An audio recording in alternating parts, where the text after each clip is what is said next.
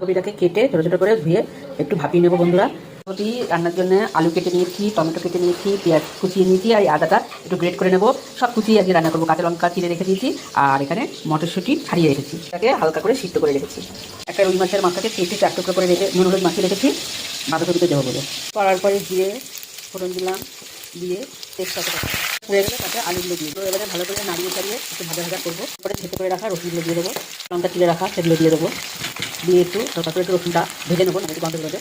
রসুনগুলো ভাজা হয়ে গেছে, আলুর সাথে পেঁয়াজ কুচিগুলো দিয়ে দেবো, ভালো করে নাড়িয়ে চাড়িয়ে এর সাথে ভেজে নেবো। দিয়ে দেবো টমেটোটা,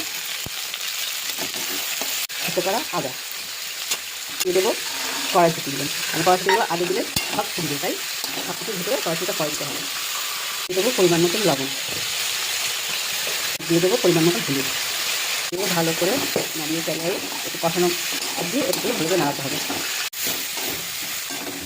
এইবার দিয়ে দিলাম সিদ্ধ করে রাখা বাঁধাকপিগুলো। বন্ধুরা পুরো নাড়িয়ে চালিয়ে একটু কত সুন্দর লাগছে। এবার কিছুক্ষণের জন্য দিয়ে দেবো। তারপরে ঢাকা আগলা করে মাছের মাথাগুলো দিয়ে কপির সঙ্গে ভালো করে মিশিয়ে নেবো, আর হালকা করে একটু চিনি দিয়ে দেবো। তোমরা চিনি না দিলেও পারো, কারণ বাঁধাকপিতে একটু চিনি দিলে খেতে খুব সুস্বাদু লাগে। তো দেখো সুন্দর করে নাড়িয়ে চাড়িয়ে নিয়েছি, আর নামাবার আগে একটু ঘি গরম মশলা দিলে আরও তো টেস্টি হবে ফাটাফাটি। বন্ধুরা যদি ভালো লাগে তবে অবশ্যই একটা লাইক কমেন্ট করে প্লিজ তোমরা পাশে থেকো। তো আমার বাঁধাকপি রেডি, তো চলো একটু খেয়ে দেখি কেমন হয়েছে। তো চলে আসলাম তোমাদেরকে। তো এইভাবে বাঁধাকপি রেঁধে একবার খেয়ে দেখবে বন্ধুরা কেমন লাগে। তো আমি একটু খেয়ে দেখি, তোমাদের বলছি। জাস্ট ফাটাফাটি, অসাধারণ। সঙ্গে একটা মাছের ডাটাও আছে, ডাটা